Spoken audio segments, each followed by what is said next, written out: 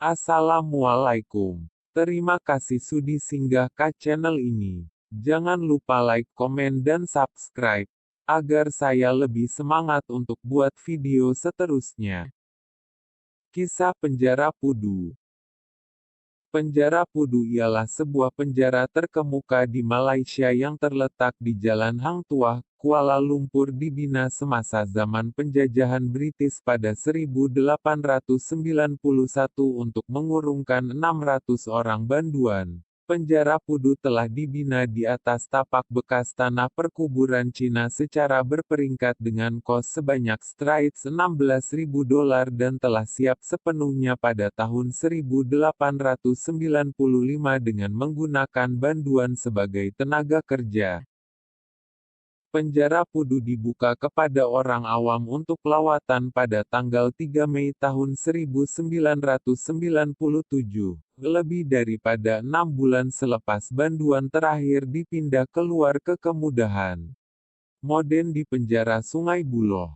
Lebih daripada Rm1.7 juta dibelanja bagi mengubah penjara ini menjadi tarikan pelancong.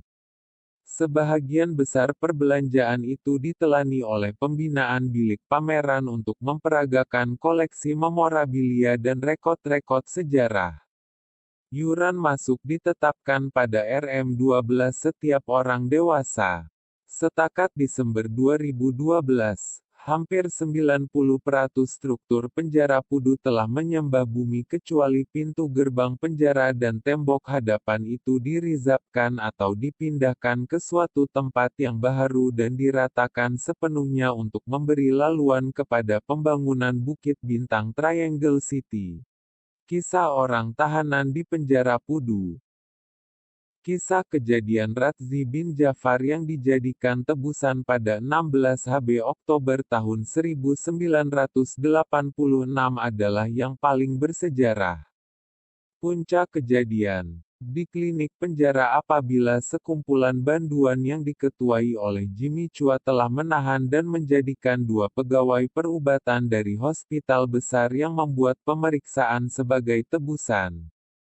Bagaimanapun, kejadian yang menggemparkan negara malah di seluruh dunia itu berakhir pada pukul 5.40 pagi pada 22 HB Oktober tahun 1986 apabila unit tindakan khas yang diketuai oleh Datuk Zaman menyerbu dan menyelamatkan tebusan tanpa pertumpahan darah.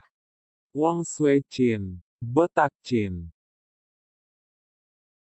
Wong Swee Chin, Botak Chin, merupakan penjenayah paling terkenal yang dihukum gantung di penjara Pudu karena kesalahan senjata api.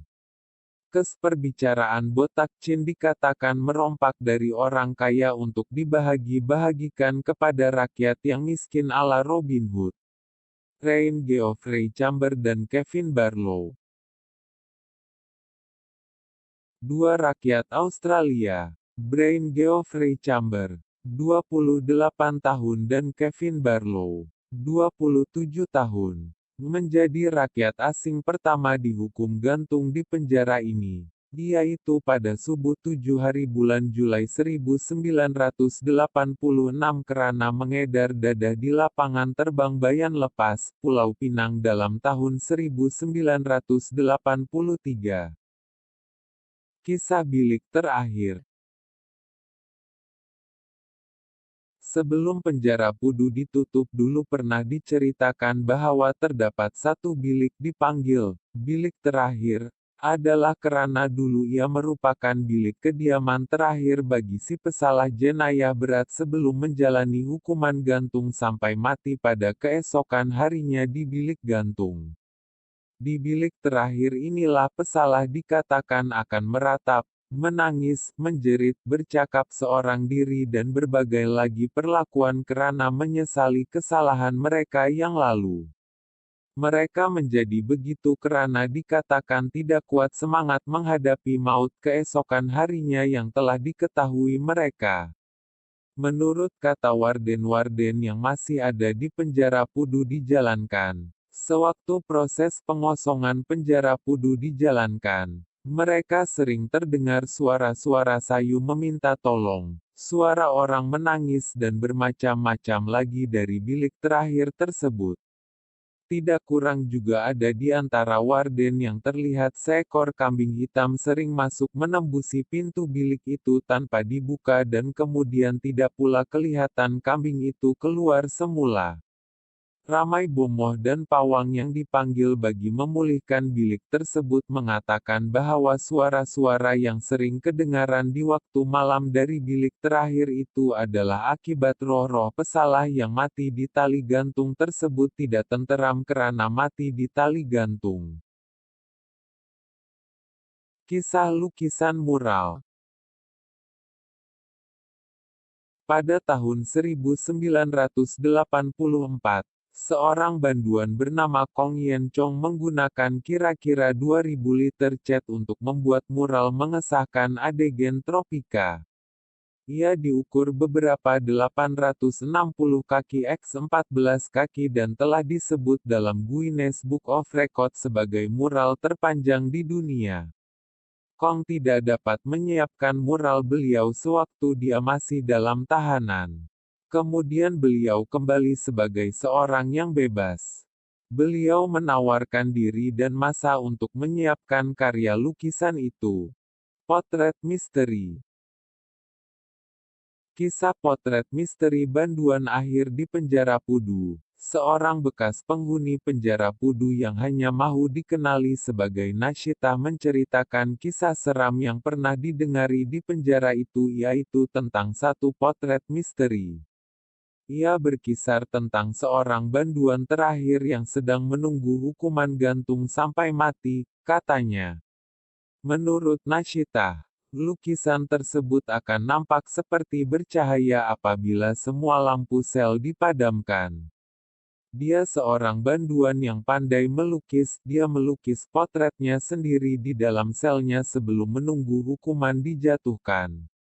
Warden memberitahu lampu di bilik sel akan terpadam jika dihidupkan dan potret itu akan nampak bercahaya seolah-olah hidup dan potret itu akan menangis apabila hari pergantungan seseorang banduan itu semakin hampir. Penjara Pudu ditutup.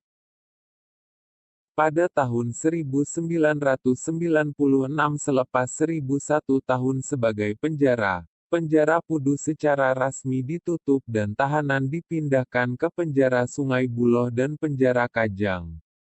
Ia terus digunakan sehingga tahun 2009 sebagai kemudahan pegangan bagi tahanan menghadiri perbicaraan mahkamah.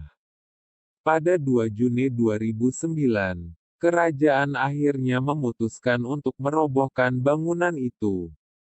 Apabila ahli parlimen Bukit Bintang Fong Kui Lun bertanya mengapa bangunan itu tidak dikekalkan sebagai sebahagian daripada warisan Malaysia, Timbalan Menteri Keuangan Awang Adek Hussein menjawab, "Untuk pendapat kami, dia bukan sesuatu yang boleh dijadikan sebagai sejarah warisan."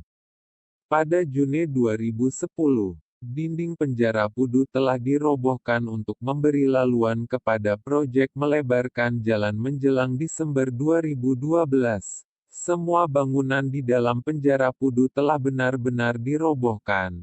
Hanya sebahagian daripada dinding luar dan pintu utama masih berdiri. Itulah cerita tentang penjara Pudu. Maaf sekiranya ada yang tersalah. Terima kasih sudah menonton. Kita jumpa di video seterusnya.